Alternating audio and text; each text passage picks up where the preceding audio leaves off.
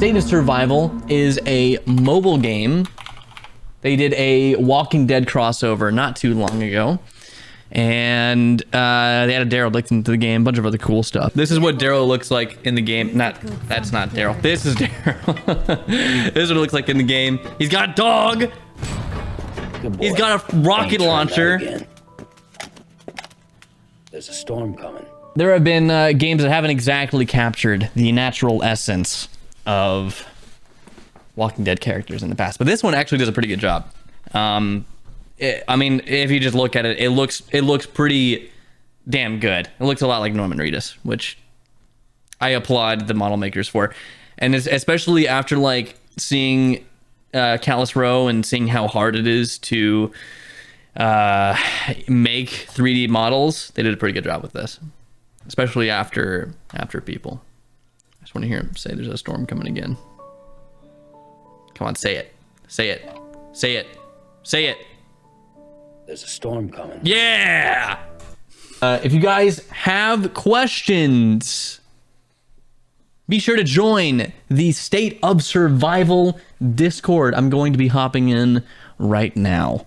Well, for those of you who are listening and aren't quite aware, tonight we have a very special guest joining us, the incredibly talented actor, music producer, Twitch streamer, gamer. Some of you might know him as Eclipse, others might know him as Chair Handler.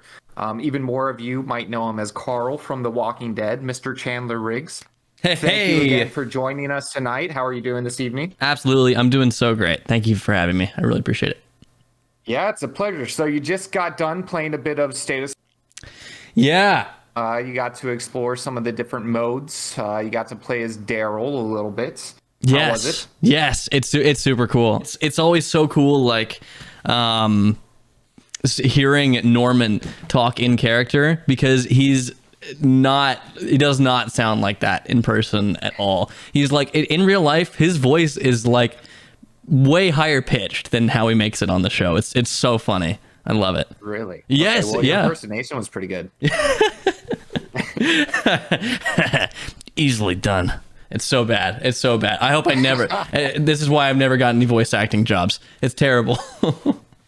No, that's pretty solid. We'll give it to you. We'll give it to you. Thank you. Yeah. So, as you know, there's obviously a crossover event between The Walking Dead and State of Survival. So, you know, it's only fair we ask you some questions around The Walking Dead. Absolutely. Let's start with the controversial kill that kind of strayed away from the comic book series. By that point, you were 70-something episodes into the series, you know, pretty well in there. Walk us through your kind of thoughts when you were first made aware of this choice.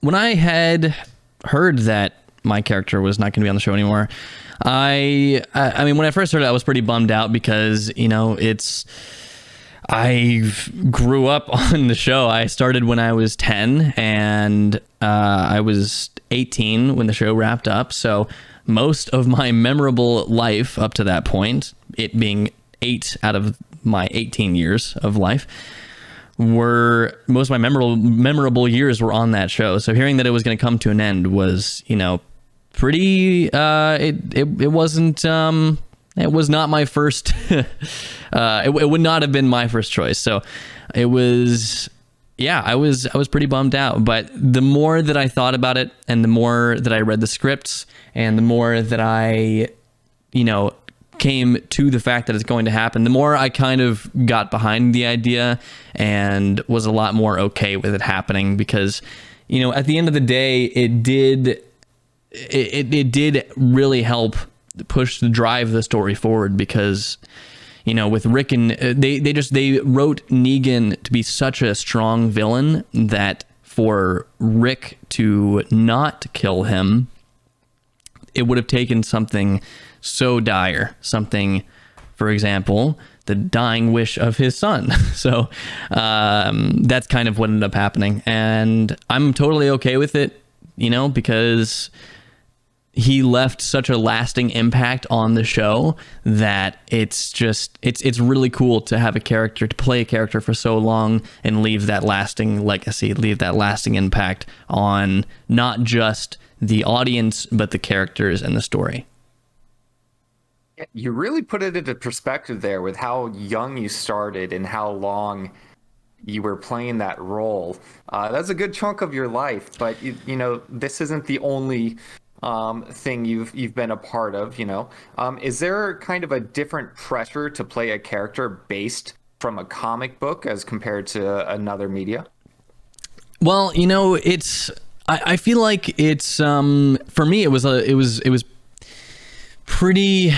I mean, I was 10 at the time. I read the comics to kind of like get a feel. I mean, a 10-year-old reading those comics. I don't know why my parents let me do that. It's very brutal and very rated R. But playing Carl, it was really fun because I got to just. I mean, I don't know. I grew up playing zombie video games and playing all these things where I just loved and to be able to really step into a role that was in that world was just the coolest thing ever. I mean, that's the whole point of the State of Survival is a great example of one of those games where you feel like you get to step into this kind of destroyed world. So really getting to do that in real life was just the coolest thing ever. Yeah. But I guess to actually answer your question, it wasn't actually. I wouldn't say that it was any tougher or easier playing a role, though it was based off of a comic book. I kind of used some of the ideas from the comic book to influence my character, but for the most part, I created stuff on the go, on the fly, and I have brought that in that level of creation and freedom to my other characters that I've played since I've been off the show. Very nice. So we have a question here from the audience, and it's been spammed a bit. I'm a bit worried for our safety if we don't answer this one. Okay. How did you do the scene when your eye got shot? So it was probably I didn't know if we were actually going to go through with that, because I mean, reading the comics and knowing it was coming, I really didn't know if we were going to be able to do that. And so when I read the script and I found out that it was finally going to happen, I was just so excited. I just lost my mind. It was the coolest. It was because it was such a groundbreaking change for Carl and just such a cool thing to tell in a story. I was so excited to play it out. And when we the first step was doing a head cast, so they had all this paste and everything, and they just covered my whole face with it because they had to get a mold of my face so they could create a prosthetic for my face. And God, it's so terrifying when they have all of that because it's heavy and it's so claustrophobic. You have to have your eyes closed. It's like being in a helmet that's just fitted for your head and you can't move, and you have like two tiny little holes for your nostrils to breathe, and you're like, I could suffocate and die in here. And of course it's not going to happen, but just like your anxiety kicks in, you're like, oh God, this is it. This is the end. And then they take off the the thing, and you're fine.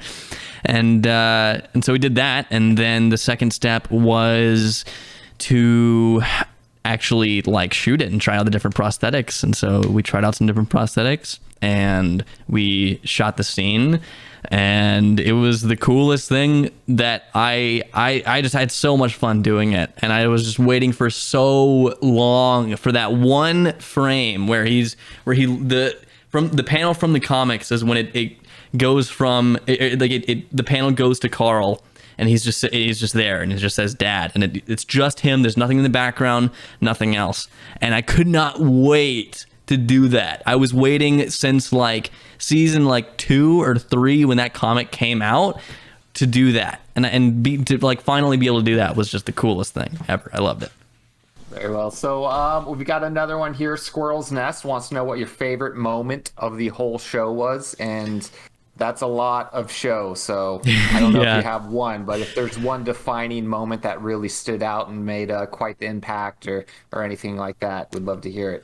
Yeah, I think my favorite moment throughout the whole show was in season 4, episode, I want to say it was like 4 or 5, when they were at the prison and all the zombies kind of like overran they came over the walls, and Rick and Carl had to like mow them down with machine guns.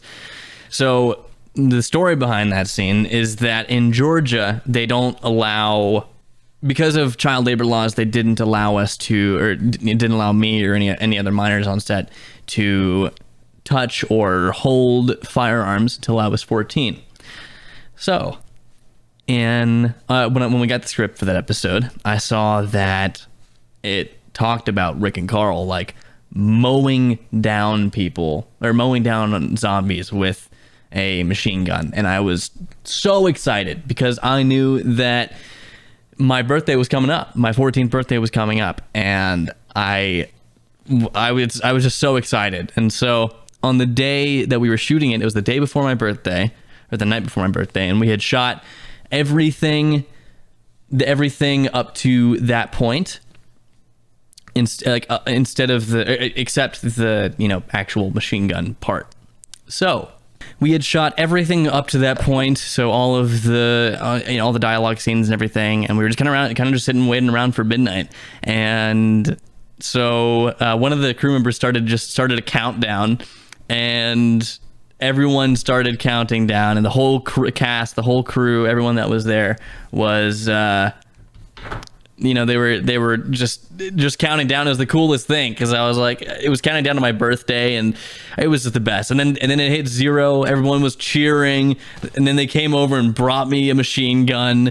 And Andy, the guy who played Rick, he like knighted me with it, and then he was like, "Give this man some bullets." And then we just went like blasting into the night. It was so great, so great.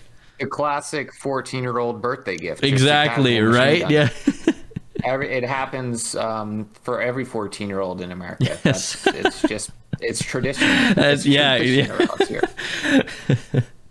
Well, that sounds like a good time. It's a question about you sitting on the roof eating a giant can of pudding.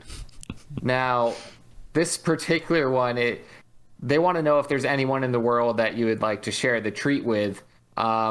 Alternatively, another question around that was, is there any significance? Why pudding? Was it just something that was on set? Is some hidden messaging behind that? Or what's the deal with the pudding? I think the idea behind it was to really just show Carl's innocence and his, I don't want to say like true nature or anything, but just show that he's still a kid, because at the end of the day, in that episode, you see him go and do a lot of not, unkid-like things.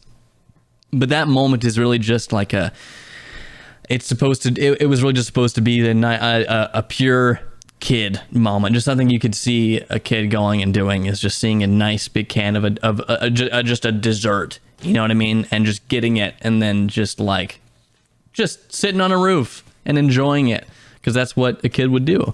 And yeah, it was great. That whole episode was really fun, because it was the first time that they really let me show off, or not show off, but they really let me flesh out Carl. That was the first time they gave me a full-fledged arc from the beginning to the end of the episode, where I was working almost every day. It was so much fun. It was so cool, and I was really, really fortunate to be able to do it. And it was also cool because a couple of those scenes were my audition scenes.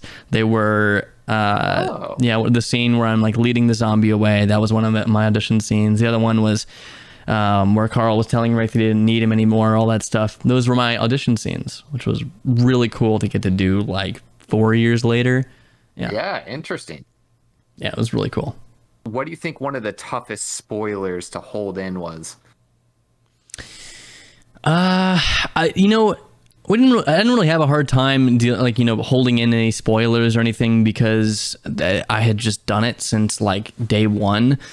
But I think the hardest one to like keep under wraps. I mean, it wasn't hard for me to not tell people, but the hardest one to keep under wraps and to keep throwing people off.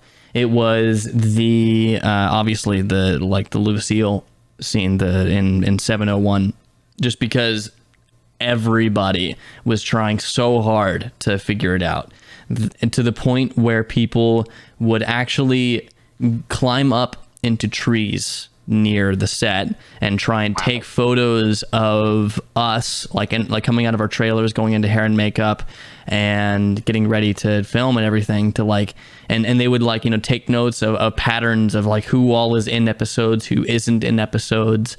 And yeah, it was crazy. And it was hard because what we ended up having to do is like, we would get out of the trailer and the assistant, one of the people that the people that run, base camp and go to all the trailers and get everyone where they need to be. They had to like hold umbrellas over us to like, and we had to like get in like, black vans that were all tinted out to keep people from seeing that, we were on set or another specific person wasn't on set. It was crazy. Or what kind of makeup we had, if we were bloody or something, then people would be able to kind of piece together the story. It was crazy. Yeah. Now, as someone who's never been on a set myself, is that a normal thing? No. For people to... Okay, so this was a very special case of crazy people. Yes. Yeah. There were a lot of people that would come down to the set and figure some stuff out. They actually, when we would film scenes in Alexandria, we were like, all right, yeah, cool. We got a bunch of walls around this whole place. No one is going to be taking pictures or videos or anything or watching us or whatever. And nope, someone would climb up on this huge building outside the wall, climb up to the roof with a super, super long lens camera, and they would take pictures of us shooting scenes and post it online. It's crazy. So crazy. That is crazy. At the same time, does it leave any sense of like, okay, that's kind of awesome because we're making something so amazing that people are literally climbing into trees to try to get a piece of? Yeah, it's cool. I just kind of wished that they would just let the story play out naturally. You know what I mean? And not just kind of like, I don't know. It was just kind of frustrating at times when they would, be just doing everything they could. It was nice at times in previous seasons where people would like, sometimes they would wait, on the drive out of set to and because sometimes we would stop and sign autographs and stuff for people that were waiting outside the set, and that was pretty cool because people they would wait and they would just get whoever's coming in and out and sign. And actors could stop if they wanted to. They didn't have to if they didn't want to, but it was that, I thought that was really cool. It was just a lot of like passion and dedication, showing support for the actors instead of like just taking whatever they could. So we're going to shift a little bit and kind of go to more of a real life zombie apocalyptic thing. And what I want to do is ask the audience a few questions. And I was hoping you'd be able to help me pick out a few winners that you think might have the most creative answer, the most fun answer, the most logical answer, however your brain wants to handle it. Does that sound like something you'd be down for doing? Sounds good to me. All right. So I heard you were once getting a flamethrower from Elon Musk. Number one, did that ever come in? Give me a quick moment. Sure thing. It absolutely did come in. Yes. I don't know if you have my stream pulled up or anything. And for those listening, I'm holding up my flamethrower right now. Yes. I am pulling your stream up right now because I want to see this. Yes. Okay. In all its glory. Yes. That's amazing. Yes. So do you think that would be an effective weapon in a zombie apocalypse, or is it just a bit more frightening having zombies that are on fire running at you versus just a casual zombie not on fire? If we're talking like Walking Dead rules, it would be a terrible weapon because it would be they would die very slowly, and yeah, I feel like a flaming zombie is a lot more threatening than a normal zombie. So yeah, definitely would not be effective.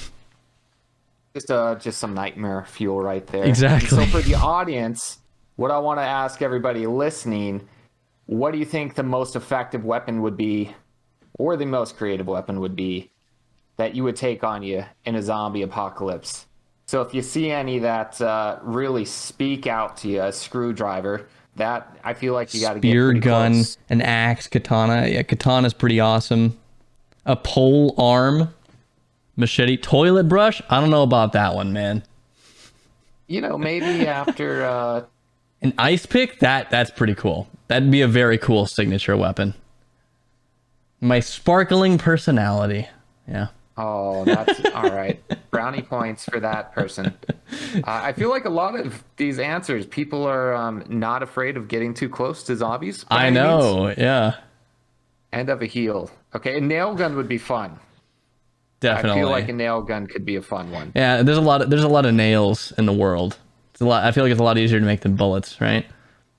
Yeah, exactly. And the chat's moving a lot quicker than I thought it would. So Yeah. I've Nail missed. grenades? Good lord. I'm sorry. Go ahead. Fantastic answers, chat. Thank you so much for participating in that. Shifting back a little bit to The Walking Dead, do you have any memorabilia from the sets that you were able to take that means a lot to you? I do. And so, I have a one of the original T-shirts that I wore from season 1 that they gave me. They framed it and gave it to me, and it's pretty cool. Pretty cool. It's also very tiny. I didn't realize how small I was. I also Yeah, that's yeah. quite small. Hold on. My headphones are not long enough. Everything's falling apart. Okay.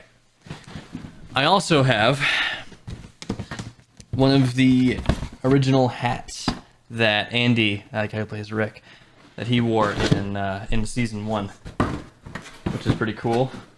I didn't get to keep one of the ones that I wore because I think they're still using it for other stuff. But this is one of the original ones that Andy wore in season 1, which is pretty cool. And I think actually, I think this is one of the test ones that they did because in season 3, before the season started, they took out like a couple of chunks of it to make it look worn for the time jump. And I was gonna say it looks remarkably clean right now. It was that the white in there is usually a lot darker from all the gross sweat and everything, but it's pretty cool. And then obviously the original one didn't fit me at all, so they had to like get other smaller ones. So I don't think I ever ended up wearing this one in the first season, but Andy did, so it's pretty cool. Very nice. Thank you for sharing that with us. Yeah. All right, and we've got time for a couple more questions. The last one before I pick a few more from the audience, I want to ask if you did have a game or a hero rather. Apparently, I learned didn't. I had a stroke. Apparently, is what I was trying to say. I forgot how to speak for a brief second. If you had a hero in State of Survival, what would he be like? What would his special weapons and skills be? Oh man. Let's see. I feel like he used like his suppressed weapon with a baseball bat in season 3 a lot. I feel like that would be a signature that should be a signature like skill that he has. I feel like that'd be pretty cool. I feel like it'd be cool if like the infected in State of Survival were drawn to pudding in some capacity. You throw it at them, they're all attracted, and then you can just like take them all out. And what would be a good third one? I don't know. What do you think? What do you think, folks in the chat, for a nice third skill here? Bit concerned that they're gonna say something like a cat's litter box. Oh, they definitely will. Yeah. Absolutely. Pudding. Yeah. That wouldn't be laser eye beam. What? Okay, that one will work. Now that we're talking. The people suggesting pudding, they're not gonna last very long in a zombie apocalypse unless the zombies really love pudding. Yeah. Chat, we have time for just one or two more questions. Once again, if you're listening and you're curious as to where you'll submit these questions, there is a text channel in the Discord, TWD Carl. We're keeping an eye on it. Let us know what you got, and we'll pick a couple more. And I've seen so many people ask, Team Maggie or Team Negan? Maggie. Okay, there you have it, chat. Carl, I would never. Yeah, asked the question a million times too. Yeah, you can stop. I didn't know it was You that can big of a stop asking. deal. It was hard to find another question Yeah. through all that. Okay, let's see. Yeah. Do you regret doing any specific scenes? If so, why? I mean, I can't really like regret doing a scene because, they're all written by the. I don't have a choice of whether I want to do them or not. You know what I mean? I don't have a regret doing any specific scene. I loved every single scene that I did on there, even the scenes that they cut. There were a lot of really cool scenes that were cut that involved me, including scenes that we didn't shoot that were cut that involved my character. So, yeah, if anything, I just regret not being able to do the scenes that were cut. Or yeah, it's all. I just loved every bit of the character. It's really fun. Right on. And let's see. Darren wants to know: are you still in contact with members of the cast? Yeah, I see them at conventions. I play Warzone with Alana, who played Tara, like all the time. The girl who played Sophia, the woman. They're all older now. She's in my acting class. So is the woman that played Caitlin. She's also in my acting class.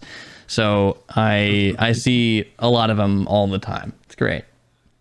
Are there any scenes that you had to improvise in The Walking Dead? Actually, they didn't let us do any improv at all. In the first season, we got to stray away from the script a little bit. But yeah, network television is very, very strict with the script, unless it's like explicitly stated and pitched to the network that some of the scenes are going to be improv. But yeah, everything that we did, every word that we said was scripted. Gotcha. All right, we got, let's see, the last one, I think a good one to end it on by Little Vaulty. What would be in your survival stash? Oh, man. A key to the nearest Costco. Is that a reasonable answer? I'll give an actual answer.